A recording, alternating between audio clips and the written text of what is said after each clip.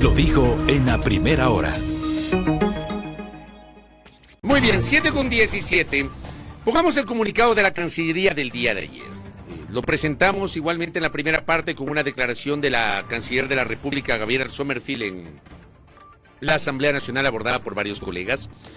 Ayer la Cancillería cita el siguiente comunicado. Cancillería exhorta a la Asamblea a convocar con urgencia la continuación de la sesión número 1012. El Ministerio de Relaciones Exteriores y Movilidad Humana hace un llamado firme a la Asamblea Nacional para que convoque de manera presencial y urgente la continuación de la sesión 1012, en la cual quedó pendiente el tratamiento del cambio del orden del día propuesto por el asambleísta Ferdinand Álvarez, que busca respaldar las acciones de cooperación internacional encaminadas al fortalecimiento institucional de los organismos del Estado para enfrentar la delincuencia organizada transnacional. El mismo que fue aprobado se refiere al cambio del orden del día con 118 votos por el Pleno de la Asamblea Nacional. Dice que la lucha contra la delincuencia organizada es una prioridad nacional que no admite postergaciones ni dilaciones burocráticas. Se habla de la amenaza transnacional, que el gobierno reitera que la seguridad de los ecuatorianos debe estar por encima de cualquier diferencia política. Y más abajo dice que la Asamblea tiene en sus manos la gran responsabilidad de dar un paso fundamental en esta lucha. Gracias. Yo creo que no tiene nada que hacer la Asamblea en esto, sobre este tema. La Asamblea tiene una reforma parcial que todavía no la ha debatido en primera instancia, que es la reforma parcial del artículo 5 de la Constitución, que prohíbe actualmente el establecimiento de bases militares extranjeras en territorio ecuatoriano, pero esa es otra cosa. Acá se está hablando de un pronunciamiento político. Hablemos con un especialista, el académico Luis Córdoba Alarcón, que está enlazado con nosotros vía telemática. Doctor, bienvenido, buen día, ¿cómo le va? Muy buenos días, Fabricio, muchas gracias por la invitación, un saludo a la audiencia también. A usted, doctor, gracias por conectarse. Primero quiero pedir una reacción a propósito de este comunicado. ¿Y usted cómo ve este pedido reiterado que está haciendo el gobierno para que la Asamblea se pronuncie sobre este tema?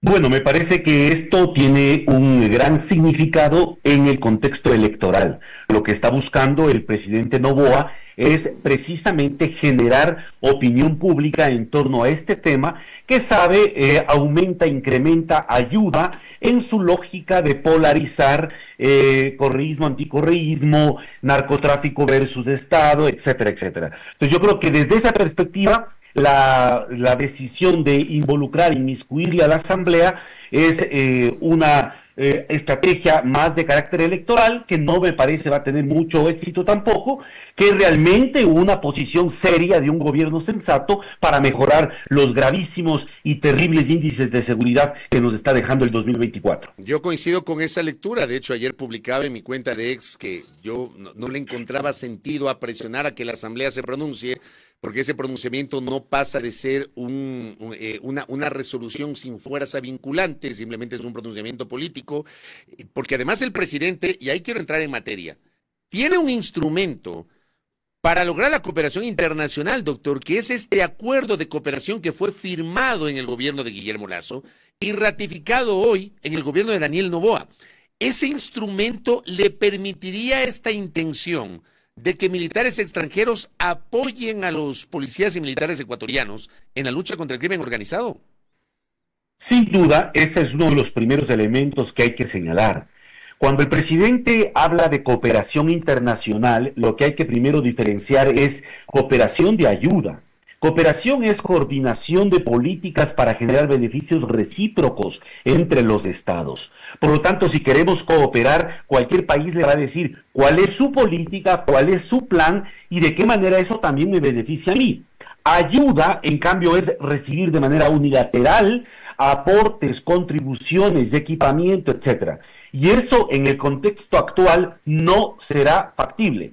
No solo porque Estados Unidos con Donald Trump está generando un cambio de 180 grados en su política interna y externa, sino porque también Europa está en un grave aprieto frente al abandono que recibe de Estados Unidos con Ucrania y a las graves circunstancias de la seguridad europea. Por lo tanto, pensar que los países de Europa o de Estados Unidos van a venir con sus propios militares inclusive a realizar las tareas que no estamos realizando los ecuatorianos es tomarle el pelo al país. Lo que sí existe es un acuerdo militar o mejor dicho, 3 acuerdos militares suscritos con el Pentágono, con Estados Unidos, que están en pleno vigor, pero que no han podido tampoco llevarse a una implementación de gran calado por varias circunstancias. La primera, por el cambio de gobierno y de régimen en Estados Unidos. La segunda, por la enorme incoherencia que tiene el presidente Noboa y el gobierno de Noboa en la política de seguridad. Hay cambios que demuestran una inconsistencia en lo que están haciendo. Y tercero, porque evidentemente no existen claridad sobre los propósitos y los objetivos. Si algo hay que destacar sobre el acuerdo, el famoso Estatuto de las Fuerzas, que es este acuerdo militar que crea un marco jurídico de excepción para que el personal militar y civil del Departamento de Defensa de los Estados Unidos pueda operar en el caso ecuatoriano. Si es que ese acuerdo está en vigencia y los otros también se han puesto en vigencia, donde sí existe un interés estratégico de Estados Unidos es para operar en torno a las Islas Galápagos, porque eso les da presencia geopolítica y dominio marítimo frente al Canal de Panamá, frente al puerto Chancay en el Perú y obviamente control de ciertas rutas de narcotráfico que bordean las Galápagos. A ver, pero para entenderlo, el gobierno ecuatoriano, con base en ese instrumento, firmado por Guillermo Lazo, ratificado por Daniel Noboa, puede decirle a Estados Unidos, no sé si al Departamento de Estado, cuál es la instancia con la cual se habla con los Estados Unidos, ¿puedes mandarme un equipo de SEALs o un equipo de SWAT acá para que colaboren con mis policías y militares e ingresen a las zonas más complejas del Ecuador donde están mandando los grupos de delincuencia organizada? ¿Lo podrían hacer o no, doctor? Según este documento, tal como está previsto, lo pueden hacer. El artículo 4 habla de que el personal del Departamento de Defensa de los Estados Unidos no será, el artículo 5 es, las aeronaves, los buques y vehículos operados por el Departamento de Defensa de los Estados Unidos o que en este momento estén operados exclusivamente por dicho departamento, podrán entrar a territorio del Ecuador, salir de él y desplazarse libremente por el mismo, y dichos vehículos no están sujetos al pago de peajes de tránsito terrestre, no están sujetos a ninguna cuota de aterrizaje ni a ninguna inspección. Y lo mismo habla sobre el personal en el artículo 1. Este acuerdo dice, se aplicará al personal militar y civil de los Estados Unidos y de los contratistas estadounidenses que puedan estar presentes temporalmente en el territorio de la República del Ecuador con relación a visitas de buques, entrenamiento, ejercicios, actividades humanitarias, etcétera. Entonces, con base a este acuerdo del Estatuto de las Fuerzas, perfectamente están ya operando personal civil y militar del Departamento de Defensa de los Estados Unidos. ¿Por qué digo que están ya operando? Porque hay agencias federales y hay agencias del propio Departamento de Defensa que están realizando tareas dentro del territorio y el espacio marítimo ecuatoriano. En los propios guardacostas, por ejemplo, ya han realizado algunos ejercicios en el caso del Ecuador. Entonces, existe la posibilidad, lo cual demuestra, una vez más, que la necesidad de involucrarle a la Asamblea es no más que un intento de generar un bucle propagandístico en el tiempo electoral, más que una realidad o una propuesta seria para construir una política de mejor alcance. Ahora, yo le pregunto a usted, esta intención de pedir apoyo internacional, ¿de alguna manera deja en mal predicamento a la Policía y Fuerzas Armadas o es un reconocimiento implícito de que policías y militares ecuatorianos no mismo lo lograron? Yo creo que esa es una lectura que hay que también meditarla, ¿no es cierto? La primera cosa que llama la atención es cómo se están tomando las decisiones sobre materia de seguridad y política exterior.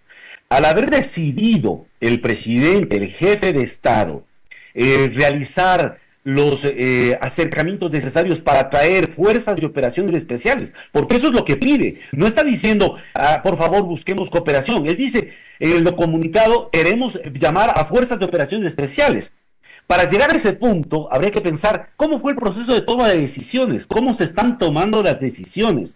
Y lo que uno revisa es que evidentemente no se lo hizo a través del CONCEPE, no se lo hizo con base a comunicados y a una coordinación del Frente de Seguridad, sino que nace de la intención personalísima del jefe de Estado a través de sus asesores probablemente de comunicación, más que los de seguridad.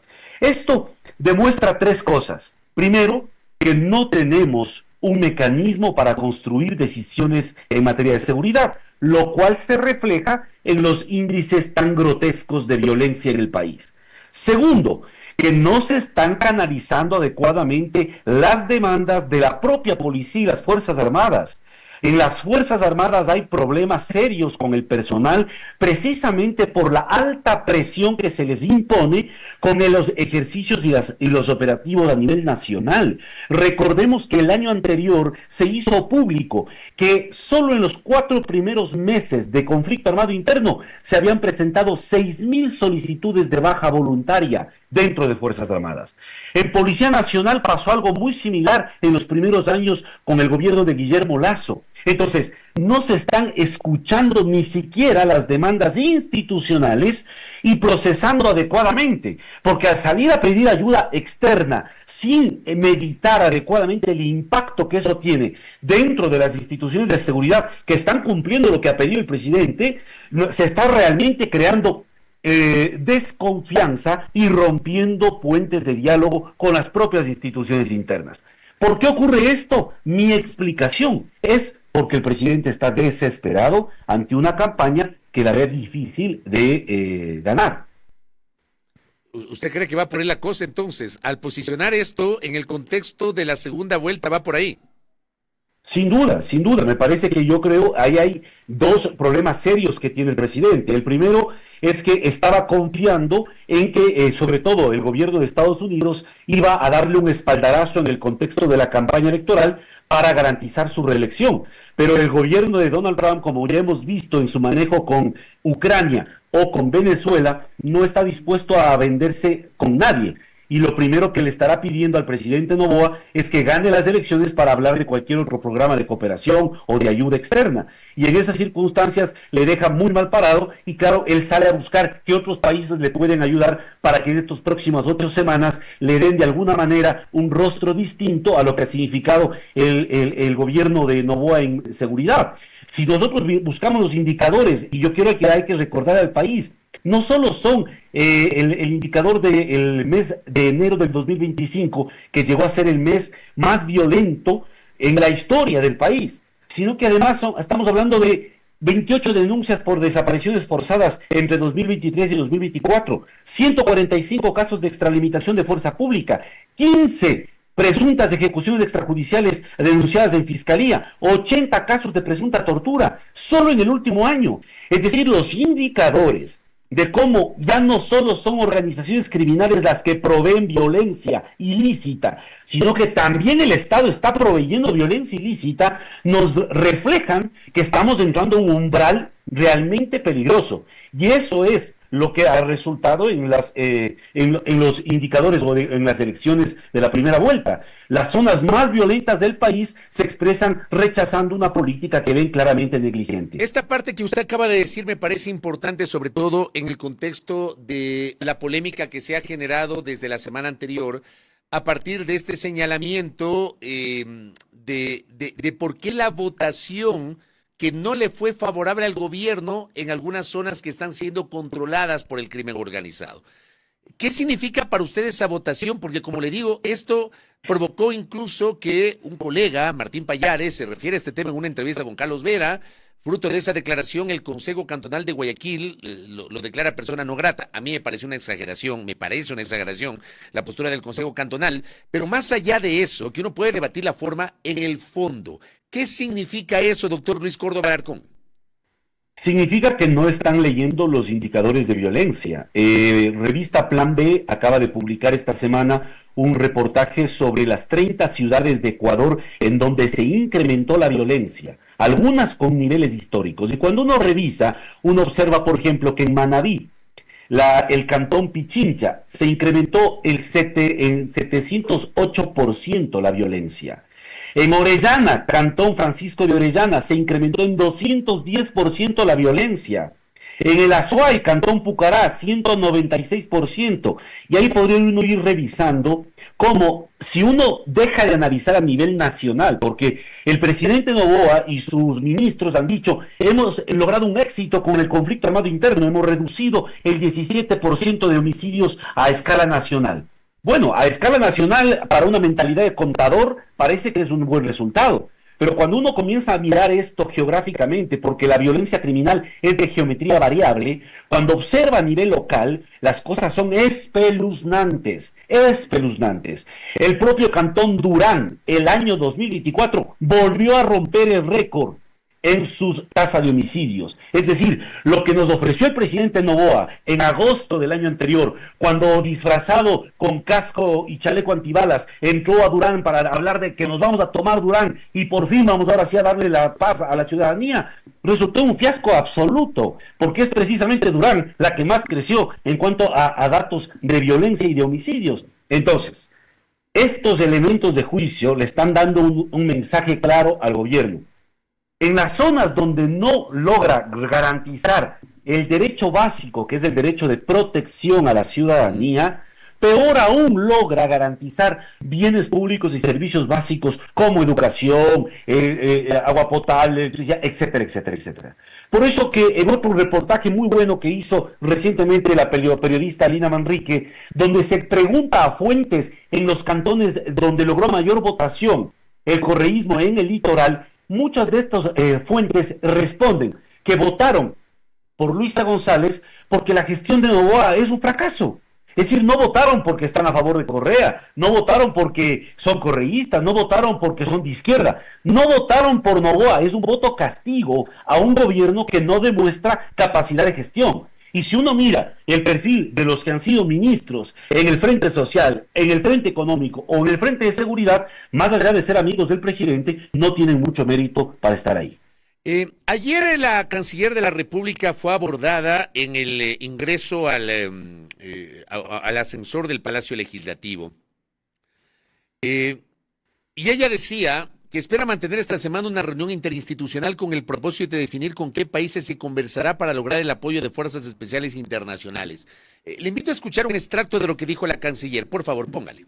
Es muy importante cuando ponemos en el contexto actual que vive el país, en donde estamos en una lucha permanente contra el crimen organizado transnacional, y cuando hablamos que es transnacional traspasa nuestras fronteras. Cuando traspasa nuestras fronteras, el Ecuador tiene pleno derecho de ejercer su soberanía y buscar reforzar sus capacidades a través de convenios internacionales en diferentes materias. El presidente nos envió el día de ayer un comunicado solicitando que empecemos a buscar acuerdos que fortalezcan nuestras capacidades. Este rato la Cancillería ha convocado a una reunión interinstitucional con las instituciones que tienen la competencia en materia de seguridad para establecer cuál va a ser la hoja de ruta a seguir, buscar establecer los principales aliados a nivel internacional y buscar los mecanismos bajo el régimen normativo vigente ecuatoriano que nos permite implementar. ¿Pero se necesita el pronunciamiento de la Asamblea para continuar con esto? Bueno, no necesariamente, siempre que nosotros cumplamos lo que el marco normativo vigente ecuatoriano establece para buscar la salida e implementar lo que el señor presidente ha solicitado. A ver, esto es lo que dijo la canciller el día de ayer.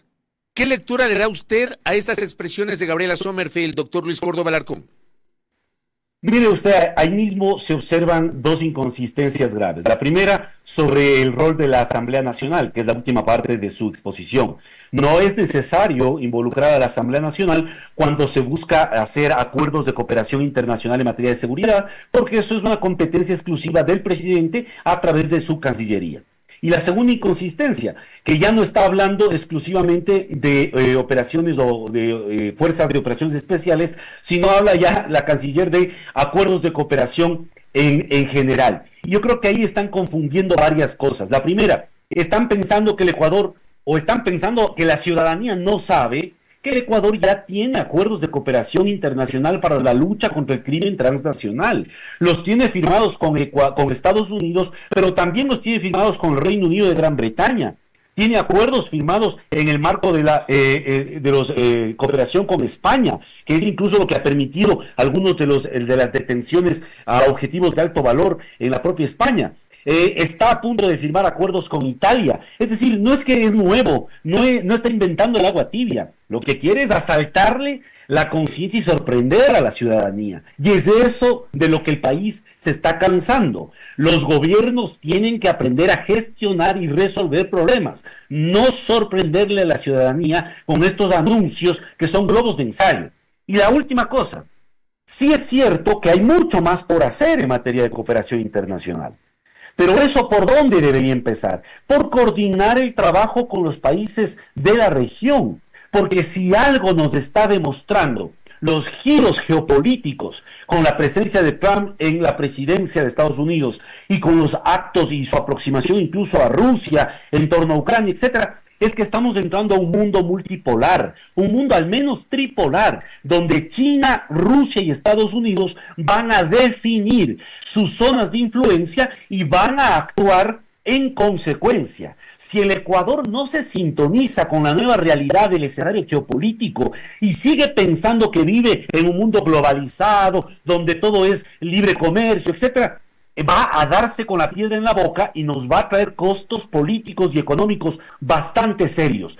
En ese mundo, en ese nuevo contexto geopolítico en el que estamos entrando, es fundamental entender que la cooperación y el diálogo deben retomarse a nivel primero regional. Eso quiere decir Sudamérica, eso quiere decir fortalecerse en Sudamérica. ¿Para qué? Para poder mejorar los canales de cooperación que permitan enfrentar políticas y propuestas a nivel global. Si Ecuador va a buscar o va a pretender que le ayuden a Ecuador solito porque somos bien chéveres y bacanes, pues va a darse con la piedra en la boca, porque hay problemas más serios en la propia América Latina, como Haití, en donde están más preocupados el propio Estados Unidos, y difícilmente va a orientar las cosas cuando ellos mismos están en una recesión y están cortando cooperación para el desarrollo. Acá la especialista en temas legislativos, Melania Carrión, que además conoce obviamente la legislación vinculada a los temas de seguridad, dice, la vigencia del Estatuto de las Fuerzas evidencia que no se requiere reformar la Constitución para lo de las bases. Ese estatuto extiende, por ejemplo, las inmunidades y privilegios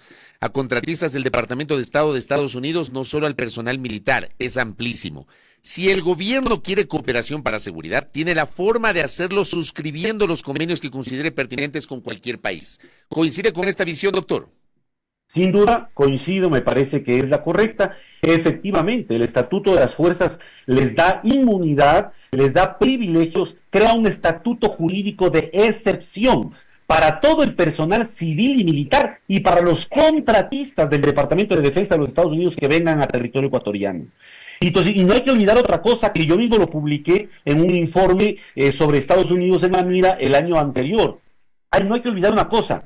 A partir de esto, ¿qué es lo que busca la embajada, o qué buscaba al menos la embajada de Estados Unidos bajo la administración Biden? Buscaba incrementar el gasto en defensa del Estado ecuatoriano, insertándole al Ecuador en el programa que tiene el Departamento de Defensa de ventas militares extranjeras. Es decir, no piense ningún ciudadano que cuando venga un contratista o cuando vengan asesores del Pentágono a entrenar a nuestras fuerzas policiales o militares para ciertas operaciones, van a venir a hacerlo gratuitamente. Eso está pagado por el Estado ecuatoriano.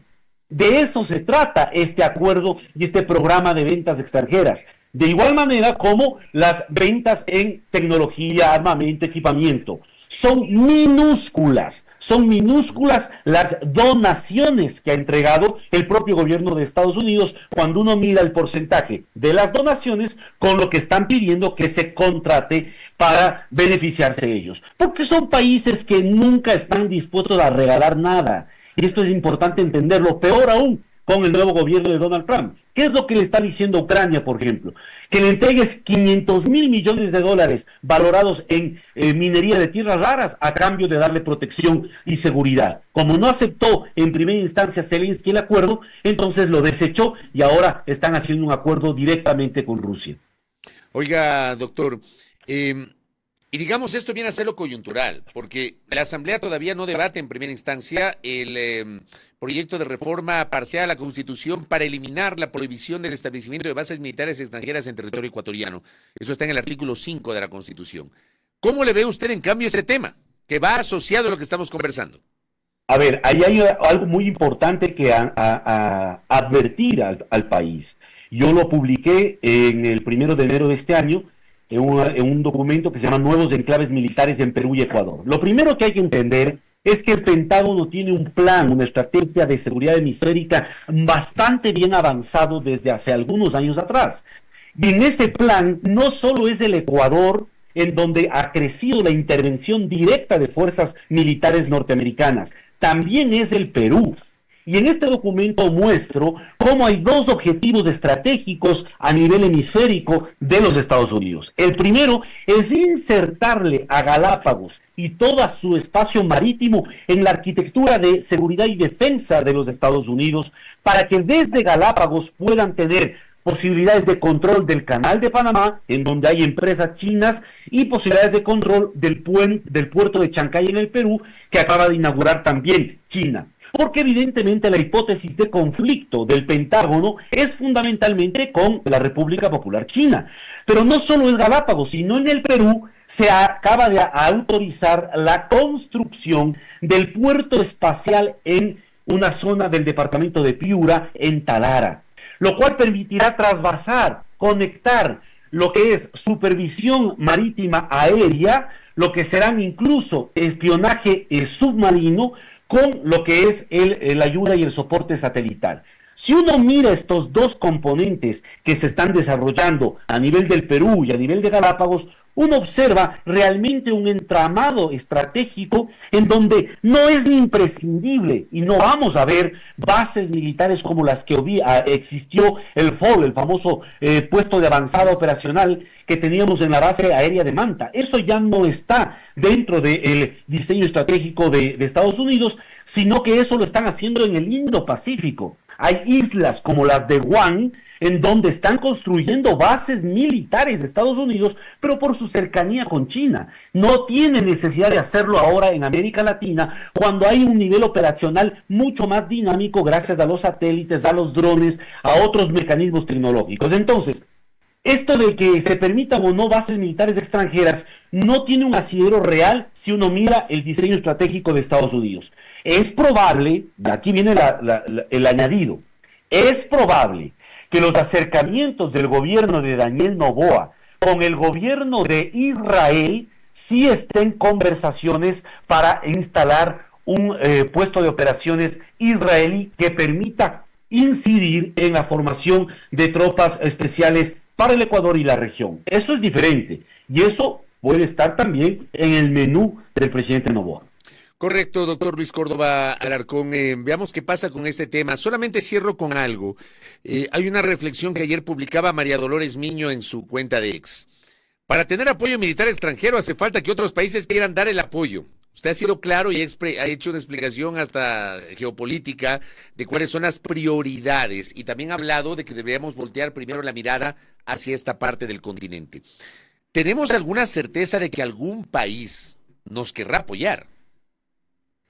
Tenemos la certeza que todos los países europeos han puesto los ojos en Ecuador para coordinar tareas de lucha contra el crimen organizado y el tráfico de narcóticos. Pero ningún país está dispuesto a enviar tropas de fuerzas especiales para realizar operaciones más allá de lo que ya se ha venido realizando. Y le digo, ¿por qué no? Porque hay prioridades, pues en cada región hay cuestiones críticas y cuestiones que no son tan críticas. Tanto es cierto lo que le estoy diciendo, Fabricio, que para la coalición armada que está operando con autorización del Consejo de Seguridad en Haití, todos hemos visto lo que está pasando en Haití. En Haití no están usando tropas europeas, no están usando tropas norteamericanas, no están usando tropas chinas o rusas, les han traído a kenianas. De Kenia, son africanos los que están operando en Haití, porque obviamente hay otras prioridades. Ahorita Europa está preocupado en el tema de Ucrania y Rusia, y Estados Unidos está preocupado en refinanciar y repotenciar su industria bélica, o sea, hay otras prioridades. Entonces, pretender salir con este anuncio en un contexto como este es no tener lectura del contexto geopolítico y pretender seguir en una campaña electoral de bullets y de titulares más que de gestión y política seria. Muy claro, doctor. Gracias por esta entrevista. Yo creo que ha sido muy ilustrativa para conocer y entender este pedido público que ha hecho el gobierno del presidente Noboa a la Asamblea Nacional, los instrumentos que están vigentes y si hay o no interés de colaboración por parte de la comunidad internacional. Doctor Luis Córdoba Alarcón, gracias, que tenga un buen fin de semana. Gracias también, muy amable por la invitación. Luis Córdoba Alarcón, académico, aquí en A Primera Hora, haciendo este análisis de los temas de seguridad. 7:47. Primera plana. Todas las noticias, todas las voces.